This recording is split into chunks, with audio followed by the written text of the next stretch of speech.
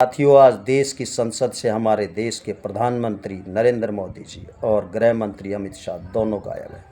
संसद चल रही है, संसद के अंदर सांसद उनका इंतजार कर रहे हैं। देश के बड़े मुद्दों के ऊपर, देश की ज्वलंत समस्याओं के ऊपर, देश के अंदर एक पारदर्शी और जवाबदेही सरकार की जवाबदेही तय करने के लिए। लेकिन दोनों ही लोग जो देश चलाने का दावा करते हैं, जो कहते थे देश सुरक्षित हाथों में है, आज वही लोग देश की संसद से गायब हैं। ये हिंदुस्तान की संसद में पहली बार हुआ है। ये इतिहास के अंदर पहली बार हुआ कि आज से पहले प्रधानमंत्री और गृह मंत्री कभी गायब नहीं हुए। लेकिन अगर आज बात करें संसद के चलने की और संसद के खर्चे की, तो एक दिन में संसद का खर्चा 10 से 12 करोड़ का आता है। क्योंकि एक सांसद जब अपने सांसद क्षेत्र से चलकर दिल्ली में संसद के अंदर जाता है तो उसके साथ उसके बहुत सारे ऑफिस बियरर होते हैं, उसके साथ पुलिस वाले होते हैं। जब वो अपने सांसद क्षेत्र से चलते हैं, या तो अपने गाड़ियों में या गाड़ियों के काफ़िले में चलते हैं, एरोप्लेन से आते हैं, यहाँ रहते हैं, उनके रहने सहने खाने पीने का खर्चा, ये सारा का सारा खर्चा 10 से 12 करोड़ का हो जाता है। और ये 10 से 12 करोड़ का खर्चा देश की जनता के ऊपर एक आर्थिक बोझ बन कर के पड़ता है। इससे महंगाई और बढ़ती है। इसके बाद बात करें, देश के अंदर गृह मंत्री अमित शाह के इस्तीफे की मांग बड़े ज़ोरों पर है। सड़क से लेकर संसद तक, जवानों और किसानों से लेकर सांसदों तक, संसद के बाहर भी और संसद के अंदर भी एक ही शोर गूंज रहा है कि जो है नालायक गृह मंत्री अमित शाह का इस्तीफ़ा। तो इस तरह से अमित शाह गायब हो रहे हैं संसद से, यही एक संभावना लगाई जा रही है। अमित शाह के इस्तीफ़े के कारण कई हैं। जब ये सीजेपी के बच्चों का आंदोलन चल रहा था, तो ये आंदोलन को पहले तो इसलिए चलने दिया कि ताकि जो चंदा चोरी हुआ है राम मंदिर से, और दूसरा जो एथनॉल से देश की पेट्रोल चालित वाहन खराब हुए हैं, उनसे लोगों का ध्यान भटक जाए। लेकिन जैसे जैसे ये आंदोलन जोर पकड़ने लगा तो नरेंद्र मोदी के इशारे पर गृह मंत्री अमित शाह ने सबसे पहले पुलिस कमिश्नर को बदला।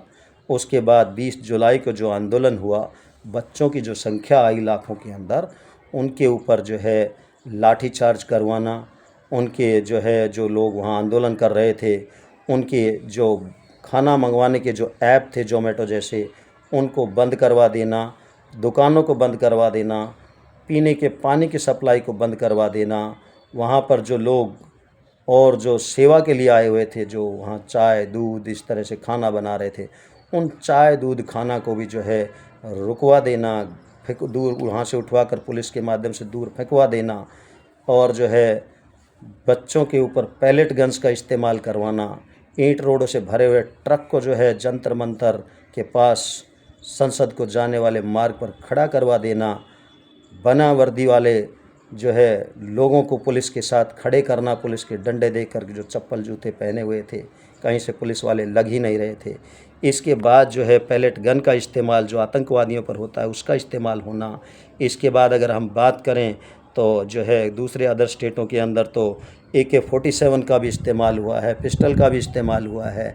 तो ये सारे के सारे जो है आतंकवादियों को कंट्रोल करने के लिए किए जाते हैं। बच्चियों तक को जो बुरी तरह पीटा गया है, 10 साल से लेकर के 18 से 28, और बुज़ुर्गों के हाथ पैर तोड़े गए, सर फोड़े गए, बच्चियों के कपड़े फाड़े गए, बच्चियों की बेरहमी से पिटाई की गई। इनका जवाब देने के लिए अमित शाह का इस्तीफ़े की मांग जो है ज़ोर से उठ रही है।